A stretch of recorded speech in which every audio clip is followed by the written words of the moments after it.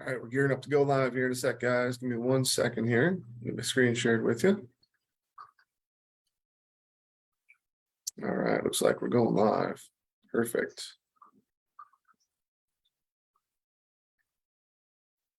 All right, hey everybody, welcome to the training. So we got a lot of stuff to cover. Let me go ahead and get my screen shared with you as well. Give me just 1 second here.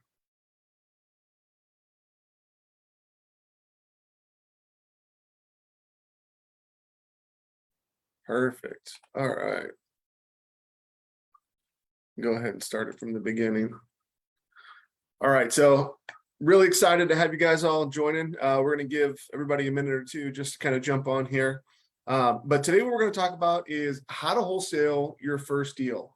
I'm going to show you the exact steps to close your first deal in the next 30 to 60 days, even if you're starting completely from scratch.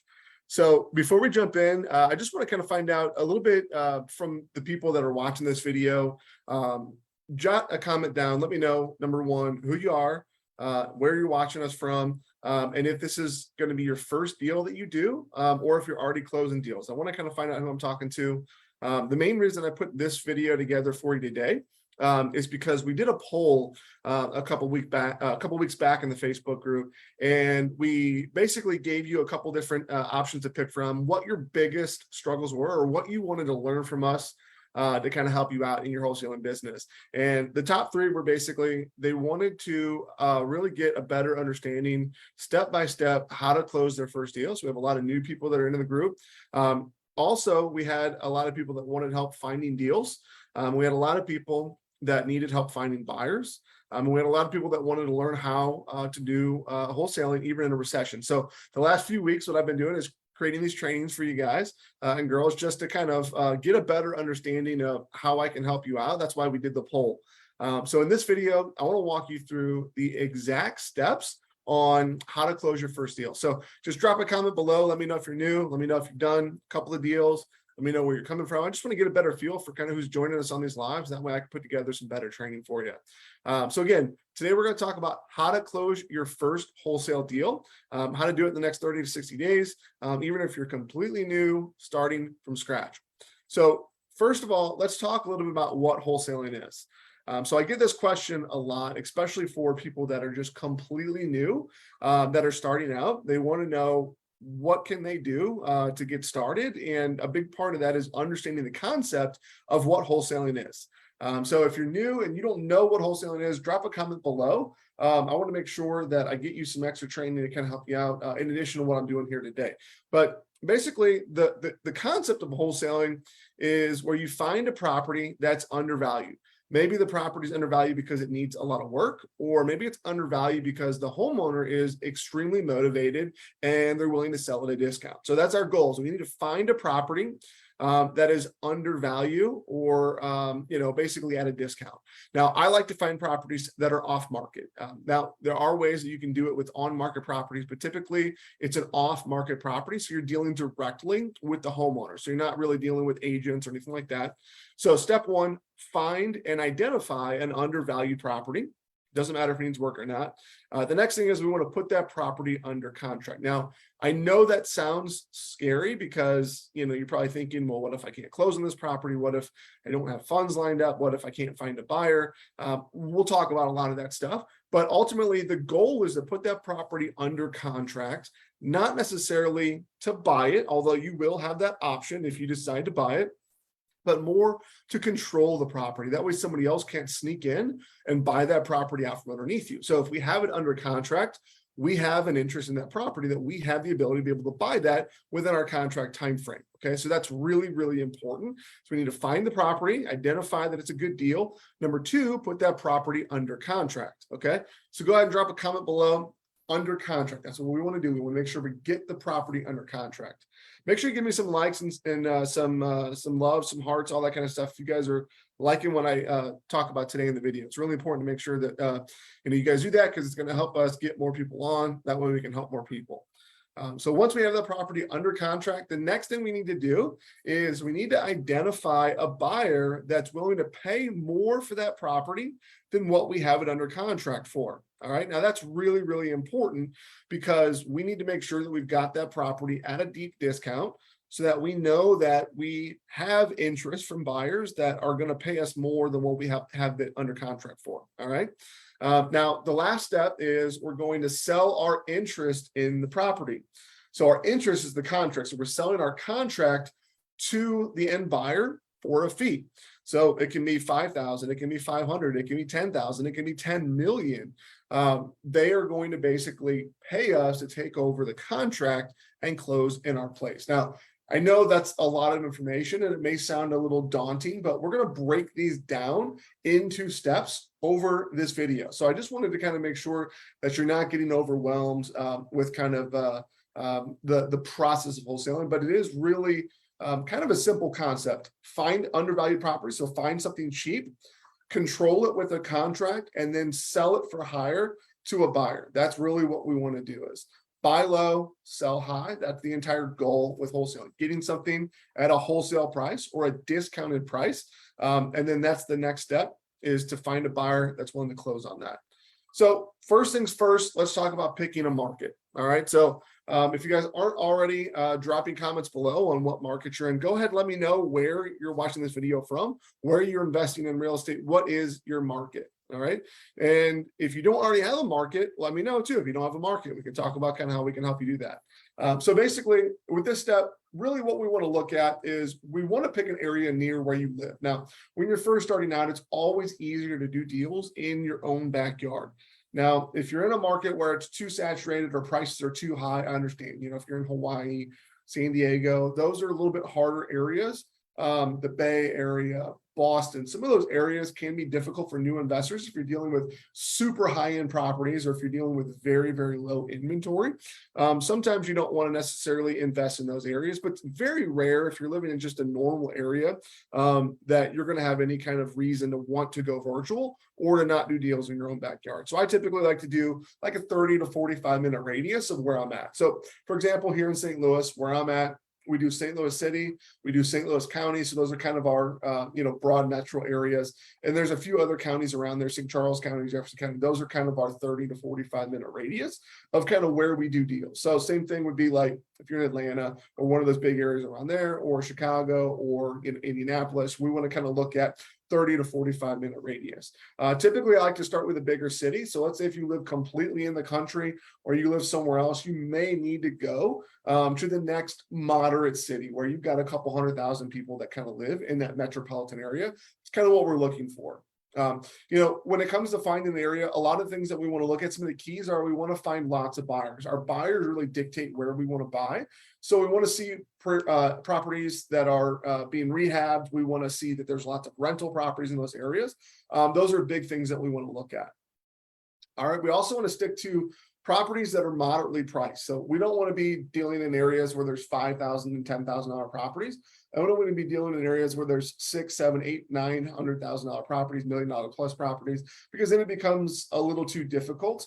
There's not as many buyers buying those as rental properties, not as many buyers who are, rehabbing those types of properties and buying from wholesalers. It's more of a niche type market. And then with the lower price properties, there's just not going to be much of a spread for you to make if you're selling $5,000 property. So we want to kind of shoot for more areas where kind of middle priced property. That's kind of what we're looking for. So maybe $100,000 to $300,000. That's kind of the sweet spot. Now, again, it's going to vary a little bit, but for new investors looking to start out, we want to kind of find those moderate price properties. Okay.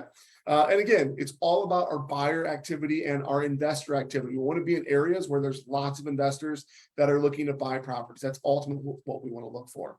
And that's really going to kind of lead us into kind of step two, and that's going to be identifying our buyers. So one thing to keep in mind with wholesaling is that buyers dictate everything we do as a wholesaler, where we find properties, what kinds of properties we find, what kind of offers we make, and all that stuff is all dictated based on our buyers. So that's what we want to look at, is we don't necessarily want to get caught up in building a large buyers list, but we want to identify the right types of buyers. So one of the things that I see a lot with new investors is that they're pretty much going to do anything they can to find buyers. They're on Craigslist, they're on Facebook, they're reaching out to people through their local real estate association meeting. They're pretty much reaching out to realtors and anybody that's willing to listen to them to say, hey, would you be interested in joining my buyers list? I don't do that. I don't have any interest in building a list of buyers that are just going to be tire kickers and people that are going to waste your time. It's not always bigger is better when it comes to buyers. We want to be able to identify the right buyers that are actually buying properties in our area, not other wholesalers, not realtors, not these other people. It's not about getting eyes on the property. It's about getting the right eyes on your property. So that's what we're going to talk a little bit about, is how to identify those buyers.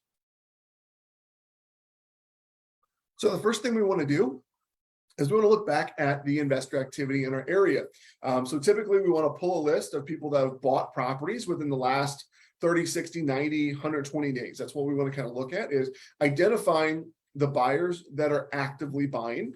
When we do that, we're looking for a couple things. One, we want to find only absentee owned buyers. So people that are buying properties that they don't live in. So that's going to be our rehabbers. That's going to be our landlords. Second thing we want to do is look at, of those buyers, which are the buyers that are buying multiple properties during that time frame. Now, the reason why that's so important is because those are going to be our serious buyers, our active buyers, or our pro buyers, and those are going to be the people that are ultimately the people that we want to sell to, not the people that are just buying a property here and a property there, because they're just not going to be necessarily willing to buy when we have a property that we need to liquidate quickly. So we want to make sure that we're just dealing with our buyers that are buying consistently. And then the last thing we want to look at is we want to be able to identify the buyers that are paying as close to retail as possible. So in some markets, these might be hedge fund buyers. In some markets, these might be landlord buyers. There's a lot of different reasons that would make someone want to pay more than other investors. You know, if they're not looking to make big home run rehab deals where they're making $100,000 profit, if they're buying to keep that property as a rental, they're putting the work in on their own, you know, the spreads can be a little bit smaller. So those are the buyers that we want. People that are buying consistently, people that are buying as absentee owners, so they're not buying to live in the property, and people that are buying and paying as close to or above retail as possible. Now, for those of you that are kind of wondering how to do this, look, I've got other videos to where I can kind of, point you to kind of show you the steps of this. I've got my my ebook that walks you through this, or if you want one-on-one help, I do work with students one-on-one. There's obviously a lot that goes into identifying these buyers and stuff like that, but I'm just going through the process today of what it looks like to do your first deal. So we're going to stay a little bit bigger picture, but if you want more help, drop a comment below that you need help finding buyers, or that you want me to reach out to you and I'll send you some information on how you can do this. A lot of times we use a tool called PropStream. We can send you lots of information on how to identify these buyers in your market, but just to give you kind of a high level overview, that's the first thing that we want to do once we've identified our market, is we want to identify our buyers. Now, from there, the next thing is, once we've identified our buyers, we can see specifically what our market demand is based on what they want. So when we look at market demand, what we want to see is, what are these buyers buying? What zip codes, what neighborhoods are they buying in? Are they buying single family? Are they buying multifamily? Are they buying 3-bedroom, 2-bathroom, 1-car garage? What is that market demand for us? Because that gives us an idea of what kinds of properties that we want to go after. So make sure you drop a comment below, say market demand. That's what we need to find in our area. Before we find our motivated sellers, we need to be able to identify who we need to go after, and that's going to be our market demand. So we want to kind of reverse engineer what those investors in our area are buying, and those are the types of properties that we want to look for. So if we know that all the buyers are buying in these 2 zip codes, we don't want to find properties in these other zip codes in our area, because we're not going to be able to sell them. If all of our buyers are buying 3-bedroom and up, and 2-bathroom and up, 1-car garage and up, those are the properties that we want to look for. We don't want to find any 1-bedroom properties. There's no reason to market to properties that aren't a fit for what our buyers want and what our market demand is. So that's going to be the key, is first identify our market demand. And the second part is we need to identify sellers that are motivated. So many sellers get caught, or I'm sorry, so many new investors get caught up in marketing to people that are not motivated. All right. So step one, identify our sellers that have a property that's a fit for what our buyers want. So drop a comment below. Let me know that you guys get that. Identify our market demand. That is the most important part before we find our motivated sellers is, do they have a property that's a fit for what our buyers want? Second thing is, what's our seller's motivation? So when it comes to finding motivation, what we want to look at is we need to identify people that are in a situation to where they need to sell. Need to sell. Make sure you drop a comment below, need to sell. The reason why that is so important is because we can't do anything with people that want to sell. Someone that's willing to sell and, oh, well, if you make the right offer, I'm willing to sell. Those are not the kind of people that we can help, because we can't make offers for what they want to be at. We need to make sure that we find people that are in a situation to where if they don't sell the home, they're going to lose it. Very high level of motivation. That's going to be the key, is we need to make sure that we're finding people that are in a situation that they are the most motivated and they need to sell. So the way that we can do that, there's a lot of ways that we can find motivated sellers. Some of the easy ways is to build a list of people that have motivation. So what's a motivation look like? We can do, lots of things. They can be a vacant property. It can be someone that's behind in their taxes, someone that's behind on pre-foreclosure, someone going through a bankruptcy, someone that maybe, has multiple levels of motivation. So maybe they're not only have already given up on the property and it's vacant, but number two, they quit paying their mortgage and they're about to lose the home to foreclosure. That's two levels of motivation. I would say that that is going to be someone that's going to be extremely motivated. So what we look at is finding those high levels of motivation or stacking up the motivation list. So that way we have people that are highly, highly motivated. So drop a comment below. Let me know if this is all making sense to you guys so far. So first, we want to identify the right market. Okay, where are the buyers buying? Number two, identify the right buyers that we want to sell to. That's going to give us our market demand, which is really, really important. That's our first step in finding motivated sellers, is identifying what types of sellers that we want based on our market demand. Number two is finding motivated sellers based on motivation, finding the people that have the highest level of motivation. So if that's making sense for you guys, drop a comment below. Let me know. Give me a thumbs up. Make sure that you guys are liking this, sharing this. That way we can get the word out there that we've got a lot of people that are joining us and that we're helping a lot of people out. Okay. So the next step is we want to find the right marketing strategies. Okay. So the first step is finding the sellers that we know are motivated. How do we reach out to those people? Now, this is extremely, extremely important to choose the right marketing strategy. Now, there's a couple different ways that we're going to do that. A big one is we're going to base it on your marketing budget. Now, if you don't have a marketing budget, what you need to look at is, what are you able to invest in your business? What are you able to invest in getting this business off the ground, making it successful without taking food off your table? Is it $500 a month, $1,000 a month, $3,000 a month, $10,000 a month? It's going to be different for everyone, but you need to choose what your marketing budget is. What are you able to invest in this business to make it successful? And that's going to be marketing. We have to do marketing for motivated sellers. So based on your budget, we're going to choose the right strategy. So let's say that you have a smaller budget. Let's say you're starting out with $500 a month. Well, strategies that cost less are going to take more time. So if you have less money and more time, you're going to want to choose specific strategies. If you have more money and less time, there's going to be different strategies. So if you have limited marketing budget and more time, you can go out and do things like cold calling, text messaging, driving for dollars, different stuff like that. Those are going to be the types of strategies that you can do if you have more time and less money. If you have more money and less time, those are going to be different strategies that you want to choose. We're going to have leads come to us, pay-per-click, Facebook marketing, texting, cold calling, still strategies like that, but at a higher level where we're having other people do that for us. So I can help you choose the right marketing strategies based on kind of what your marketing budget is. Now, there's obviously a lot more to that. And if you want more information, obviously I teach on that in my ebook, or if you want to work with us one-on-one, drop a comment below if you're looking for more help, and I'll send you more help on finding these marketing strategies that are going to be the best fit for you. The key is, no matter what, it's all about being consistent. It's all about having quality conversations every single day with motivated sellers. And you want to make sure that you're setting a goal for yourself every single day and hitting that goal.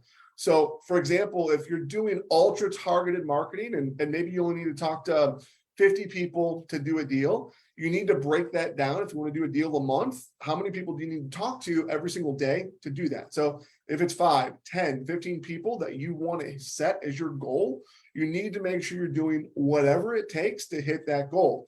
Now, if you do it for a month or two and it's not working out, then we need to adjust. Maybe you need to talk to more people. Maybe you're not choosing the right motivated sellers. And those are all things that I can help you with, like I said, in the ebook, or if you want to work with us one-on-one, I'll talk about some ways that you can work with us. Drop a comment below. I'll reach out to you and just see if there's some ways that we can help. There's a million marketing strategies. There's a million things that go into it. We want to keep it kind of high level. So again, choose the best marketing strategy that's going to be the fit for your budget. If you have low investment and higher time, there's marketing strategies that are fit for that. If you have less time and more money, there's marketing strategies for that. So set a goal, be consistent every single day. Make sure that you're having the quality conversations. If you're not generating enough leads, bump up the amount of people that you're talking to, make a bigger goal, and make that work for you.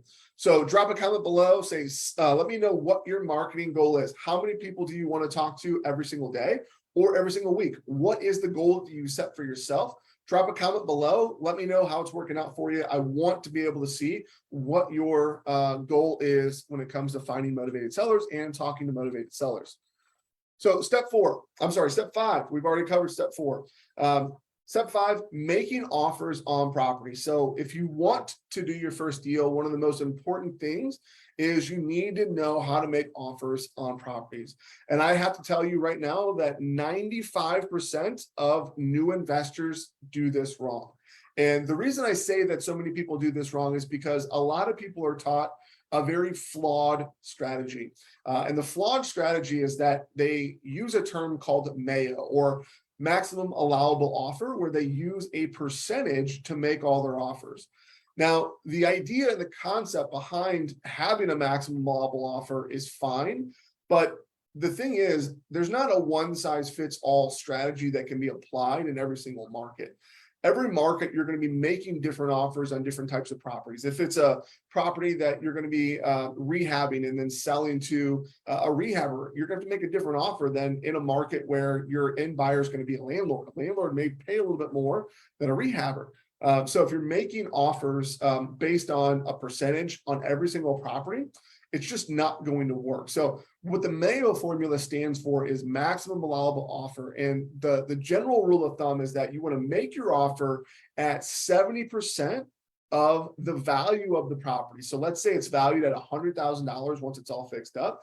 You want to make your offer at 70 cents on the dollar minus any repairs. So let's say it needs 10,000 in repairs. It can sell for 100,000. So our offer would be at 70 cents minus our $10,000 in repairs, or $60,000. So that's fine. You can do that. The issue is once you start to use that on a $50,000 property, and then again on a $300,000 property, the numbers are going to be so far off. You're either going to be making low ball offers that are never going to get accepted, or you're going to be making offers that are going to leave a lot of money on the table. So it's really important to understand that when it comes to making offers, just like everything else that we've done so far, it's based on our buyers and what our buyers are willing to pay. So if we know that buyers in this area are making offers at a certain price, we need to be underneath that. So it may be at 70 cents, it may be at 50 cents, it may be at 80 cents on the dollar. We have to essentially make our offer based on what our buyers are willing to pay. So it's not a one size fits all type thing.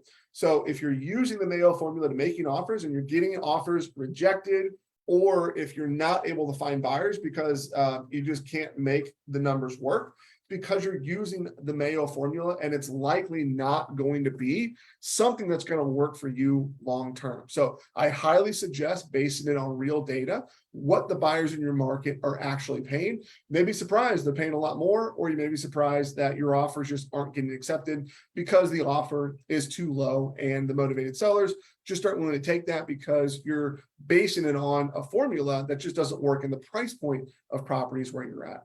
So the key is when it comes to making offers on properties, we want to be able to do that based on what our buyers are paying. So if we know that 3-bedroom, 1-bathroom properties in this zip code are selling consistently at this price, we can see our buyers are paying this number. We need to make sure that if we want to make money, our offer is below that.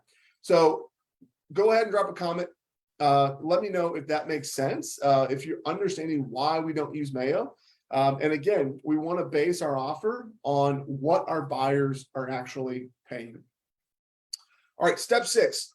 This is the most important thing that you need to understand, is once we have all the properties, we have formulated our offer, we need to structure the deal. And there's 2 main ways that we can structure a deal without looking at like creative financing and all that kind of stuff like that. There's 2 main ways that traditional wholesaling is done, and that is either with an assignment contract or with a double close. So let me quickly kind of break down what the 2 are. Then we'll talk about when you would want to do each and the pros and cons of each of those. So an assignment is when we put the property under contract with the seller, and then we find a buyer and we assign our original contract over to the buyer. So when we do that, the buyer is agreeing to all the terms that we have with our original contract, basically taking our name off of it, putting our buyer's name on that contract, and they close in our place. So we're assigning our interest and our contract over to the buyer. They close in our place. We get our assignment fee, and that's how we get paid. Now, the other option is to actually close on a property. So a lot of times if we do this, it's called a double close, and that's where we close and then we end up selling to our buyer and they close. So there's 2 closings. That's why it's called a double closing. Now, the reason why we want to do this, if we maybe have a new buyer that we've never worked with before, they don't know us, they don't trust us. Maybe if we're nervous that we're making too much money on the property and we don't want the buyer or the seller to see how much money we're making, we could do a double close. Now, I suggest in the beginning, strictly just doing contract assignment. It's going to be the easiest, cleanest, most simple way to do it. But if you're making 10, 15, 25, $100,000 on your first deal, it's a little nerve-wracking because your buyer and your seller are going to know how much money is being made. So we want to make sure that if you're doing a big deal, a lot of times a way to protect that is to do a double close where you'll close on that property and then resell it. And there are people out there that can give you short-term funding for that, so you don't have to come out of pocket to do that. So that's really when we want to do each strategy. If it's going to be a simple, clean deal with a buyer that we worked with before, or if you're not making too much money, we want to do a contract assignment. If it's a big property that we're selling and you're a little nervous that your buyer may balk at how much money you're making, that's whenever you'd want to do a double close. So pros and cons. So assignments are clean, they're simple, it doesn't cost you anything. It's the easiest way to do a deal. There's not really any cons except for everybody knows how much money you're making on the deal. That's the only thing. Double close. So the pros of that is your amount of money that you're making is hidden. So that's really, really, really important. A lot of people, can get a little nervous about that if you're making big deals. The big con with that is there's going to be fees associated with it. So you're going to have fees for the funds. If you can't use your own money, you're going to have to pay someone to borrow money for short term. The other thing that you have to kind of consider is that you're going to have double the closing costs. So whereas in just an assignment, your buyer's probably going to close and they're going to pay for that and you don't have those fees. Whereas if you do a double closing, you are going to have that. So it needs to be a much bigger spread. And that is something that you need to kind of consider when it comes to structuring deals. So typically in the beginning, we want to just do a contract assignment. That's going to be the quickest and easiest way to do that.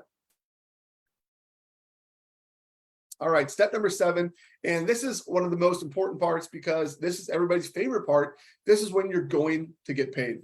Drop a comment below. Let me know if you ever closed a deal and how much you were able to make on that first deal. Or if you haven't done a deal, drop a comment below. Let's get paid, something like that. Let me know that you're ready to get started and that you're looking to get your first deal. All right. So when it comes to closing, it's a lot easier than what you think because the title company or the closing attorney is going to handle the majority of the process for you. Once you have the paperwork in place, the title company or closing attorney is going to step in and they're going to finish up the rest of that process for you. So once you have your contract with the seller and then your assignment contract with the buyer, or if you're going to double close your contract with the seller and then your contract with the buyer, you're going to turn that over to the title company or closing attorney. They're going to go through, make sure that there's no liens and that the title is clear, and they're going to set that closing process up. They'll go through all the paperwork. They will structure the closing. They will handle that closing for you. All you have to do, show up, make sure that everything is moving smoothly and that all the buyers and the sellers are on the same page, and pick up your check. It's really that simple. Once you've closed on your first deal, there's going to be a huge sigh of relief because you're going to realize, look, it's not really that big of a deal. All you have to do is make sure that the title company or closing attorney has all of the paperwork that they need, and that they have all the contact info of everyone. And that's really all you need to set up a closing, unless there's an issue with title, and they're going to help you resolve that. So if maybe there's a lien, or if maybe you need signatures from someone else, the title company can kind of help go through and get all that squared away. So that's it. Those are the 7 steps to closing your first wholesale deal. So I know we've covered a lot of information. We've talked about identifying your market. We've talked about identifying the right buyers, reverse engineering what our buyers are looking for to help us find our motivated sellers and our market demand. From there, finding sellers that are the most motivated, that need to sell. From there, choosing the right marketing strategy that's going to be the best fit for us, doing our marketing, finding motivated sellers. From there, essentially formulating your offer, getting your offer accepted, setting up the deal, whether you structure with an assignment contract or a double closing, and then from there, closing on your deal and getting paid. So if that makes sense for you guys, make sure you drop some comments below. Let me know if you guys like the video. Let me know if you have any questions. I'll make sure that I go back in here and I check all these. I really appreciate you guys joining me live. I think we shared a lot of really good information. We've got a lot of really new people in the group, so I think this is going to be really, really, really helpful. And for those of you that are looking to really get help and want to structure this in a way to where you can work directly with me, I do offer the ability to work one-on-one with students. If you want to find out what that looks like and set up a call with me, it's completely free to do. Go to wholesalesystems.com to go ahead and schedule that call. And what we'll do is we'll sit down, we'll look at kind of where you're at in your business, and we'll talk about some ways that we can help. Normally what I do is I work one-on-one with my students to set the entire business up from scratch. So we'll pick your market, we'll build your buyers list. We're going to go in, show you how to find the right buyers you want to work with, help you reverse engineer, build all your motivated seller lists, help you choose the right marketing strategies. We'll help you implement those marketing strategies, make sure that you're generating leads, show you how to talk to sellers, how to evaluate properties, how to formulate your offer, how to structure deals, and how to get your deals done. So if you want access to work with me to help you kind of set all that stuff up, eliminate all the trial and error, go ahead and go to wholesalesystems.com. Go ahead and fill out an application and set up a time. I look forward to talking with you. For those of you that have been trying this for a little while and it hasn't worked, hopefully this video is going to help you out. If you want more help, just drop a comment below that you need some help, or go to wholesalesystems.com. And I look forward to doing many more of these Facebook Lives for you guys. I really enjoyed putting this video together. Hopefully you guys really got a lot out of it. If you did, make sure you share it, make sure that you like it. Make sure you guys comment, because that's going to help us reach more people here in the group. So again, thank you so much, and I look forward to talking to you soon.